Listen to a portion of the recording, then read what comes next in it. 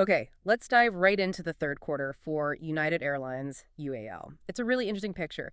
They smashed profit expectations, gave some surprisingly strong guidance, but revenue didn't quite hit the mark. Yeah, it's a classic trade-off playing out in real time, isn't it? Our job today really is to unpack why United's leadership is pushing this, well, aggressive growth, even knowing it's pushing down ticket prices for now. Right. And figure out if these big bets on customer experience, the planes, the service, if that's really going to pay off with loyal, high-paying customers down the road. Exactly. It's all about whether that high-quality revenue materializes. So let's start with the good news, the part that definitely caught Wall Street's attention. Adjusted earnings per share for Q3, $2.78. Yeah, $2.78. And the street was looking for, what, $2.62. So a comfortable beat there on the bottom line. Definitely a win. Shows good cost management, I suppose. But then there's the revenue side. Right, that's where it was a little softer. Total operating revenue came in at $15.23 billion. Now, that's up 2.6% from last year, which is, decent growth. But it missed the target. Analysts wanted $15.33 billion. A slight miss, but still a miss. It is. And we should also mention net income itself actually dipped slightly, about 1.7% to $949 million. So more profit per share because of maybe buybacks or adjustments, but the total pot of profit shrank just a tiny bit. Precisely. But look, the market often forgives a small revenue miss if the company sounds really bullish about what's coming next. And United certainly did that with their Q4 forecast. That seemed to be the big headline grabber. Oh, absolutely. It was, frankly, a shocking beat on the outlook.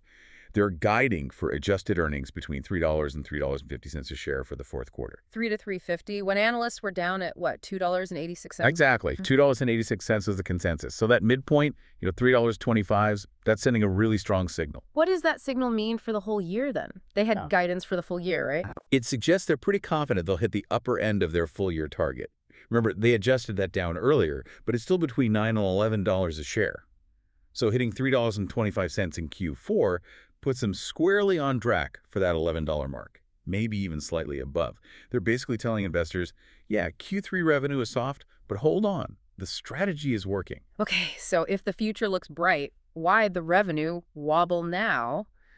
Let's talk about capacity. That seems to be the core strategic choice here. That's it, available seat miles, ASMs. It's the standard measure, seats times distance flown. And United ramped that up significantly in Q3. They did, up a hefty 7.2% compared to last year. 7.2%. That feels like a lot, especially when you hear about other airlines kind of tapping the brakes, right? Because there's this glut of flights pushing fares down.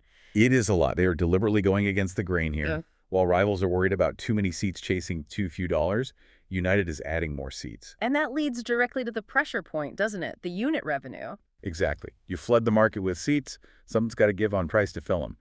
That hits your unit passenger revenue, or PRASM. Revenue per available seat mile. What did that look like for United? Not pretty if you're just looking at that number. Consolidated PRASM fell 5.0%. That's a big drop. It's the direct cost of adding all that capacity. Wow, 5%. That's substantial. Was it worse in some markets than others? Where did they add most of that capacity? Primarily international. And that's where the PRASM drop was steepest too. International unit revenue fell 7.1%. Okay, 7.1% internationally. Domestic. Domestic held up a bit better, but still down 3.3%. So, yeah, the strategy is clear. Volume now, betting on market share and loyalty later, even if it means lower per seat revenue today. But wait, if revenue per seat is down 5%, how did they beat profit expectations? They must have managed costs incredibly tightly. That's the other side of the coin. They did manage costs well. Their overall cost per ASM, CSM, was down 2.8%. Okay, 2.8% down overall. But what about the costs they really control, excluding fuel and special items, the CASMX? Right, that's the key operational metric. CSMX was down 0.9%, almost a full percentage point. So hang on, they flew 7.2% more miles, more seats, more flights, but the controllable cost per unit actually went down? That sounds almost too good to be true. It's impressive, no doubt. Yeah. But there's a slight asterisk there we need to mention, based on their commentary. Okay. What's the catch? It's mostly timing. They noted that about 1 point of that CSMX benefit came from shifting some expenses, think maintenance timing, maybe some labor accruals, from Q3 into Q4. So some of that cost saving was just pushing bills into the next quarter. A small portion, yes. It means we should probably expect CSMX to maybe tick up a bit in Q4, but still, even keeping controllable costs essentially flat while growing capacity over 7% shows real discipline. Okay, got it. So the big picture, lots more flying, lower prices per seat causing a revenue number miss, but tight cost control and maybe some timing help leading to a profit beat and very strong future guidance. That sums it up well. Which brings us to the why. Why make this trade-off? Right. CEO Scott Kirby has been pretty vocal about this. He says this growth isn't just for growth's sake, it's about investing in the network and the product to win loyal customers long term. That's the core thesis. And if you're going to accept a 5% PRASM drop, you absolutely need to show that the revenue you are getting is higher quality, stickier, less vulnerable to fare wars. So did they show that in Q3? Where's the evidence the investment is working? I think there's pretty compelling evidence, actually. You look at the specific revenue streams they highlight. The numbers are quite strong. Okay, give us the specifics. What categories are we talking about? Well, first, premium cabin revenue. Think first class, business class, those roomier economy plus seats. That was up 6% year over year. 6%. So people are paying more for better seats on United. Seems so. But the really crucial one, the hedge against that fare pressure, is loyalty revenue. That was up 9%. 9% growth in loyalty. Okay, for the listener, explain why that loyalty revenue is considered so much more valuable than just selling a basic economy ticket. Because a huge chunk of that comes from their co-branded credit card partnerships. It's high-margin revenue, it's predictable, it doesn't really care if jet fuel prices spike or if there's a fare sale between Chicago and Denver. It's a buffer, almost like a separate business funding the airline. In many ways, yes. And even their basic economy revenue, the no-frills stuff, that was up 4% too. Shows they can capture different segments. Oh, and cargo revenue ticked up 3%.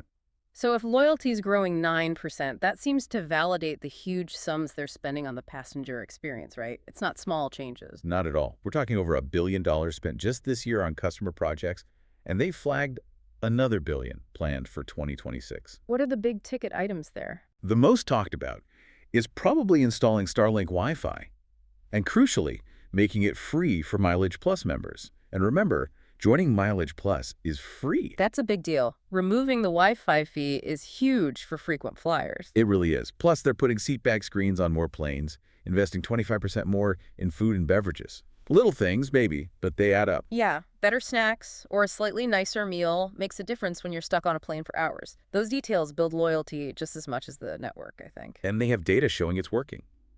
They said over half their narrow-body fleet now has the new signature interior. And the result? A 15-point jump in customer satisfaction scores, specifically related to in-flight entertainment since Q3 2022.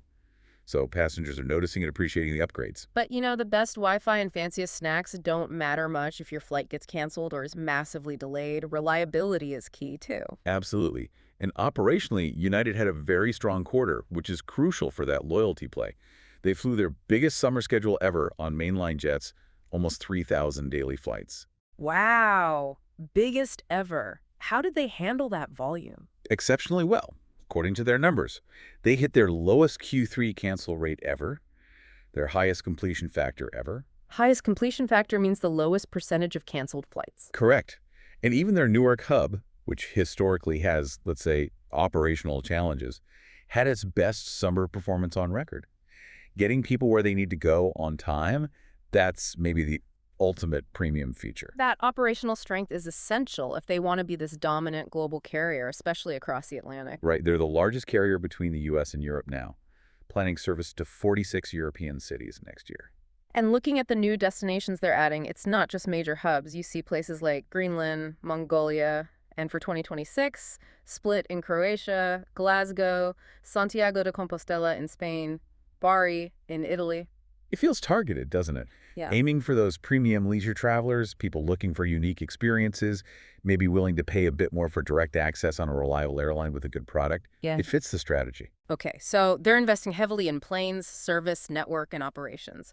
What about the financial foundation? All this costs money. True, but they're also tidying up the balance sheet. Big news this quarter was prepaying the last $1.5 billion of their Mileage Plus bonds. The debt backed by the loyalty program. Exactly. That program, which we just said is generating that high-quality 9% revenue growth, is now completely unencumbered by debt. They've paid it all off. That sounds significant. Frees up their most valuable asset, in a way. It does, and it helped improve their overall leverage. Net leverage dropped from 2.4 times down to 2.1 times. So yes, they're spending, but they seem to be managing their financial structure carefully too. Okay, let's try to wrap this all up for the listener tracking UEL. What's the core story here? It really boils down to this high-stakes bet by Scott Kirby and his team. They're choosing to accept this short-term pain, that 5% drop in unit revenue, because they're flooding the market with capacity. Right. But they believe that the massive investments they're making, the Starlink, the better seats, the reliable operations, the unique network, will build such strong customer loyalty. That the revenue from those loyal, often premium customers will be more resilient and ultimately more valuable. That 9% loyalty growth is Exhibit A for their case. Exactly. Those high-quality revenue streams, premium cabins, and loyalty are meant to be the shield against the pricing pressure caused by all that capacity. So the tension is clear. Can the brand loyalty and premium demand they're building actually outweigh the simple economics of supply and demand that's pushing down average fares? That's the million-dollar or maybe billion-dollar question for the next few quarters. The real deep dive question is this. We see loyalty and premium growing nicely now, right? Up 9%, up 6%. Yeah. But will that growth be enough to eventually flatten out or even reverse that 5% decline in overall unit revenue? Or will adding even more capacity mean they have to keep cutting average fares, getting diminishing returns on that growth strategy? So will the quality overcome the quantity drag? That's the ultimate test. Is the investment in customer preference strong enough to defy gravity? Or will gravity eventually win? We'll be watching closely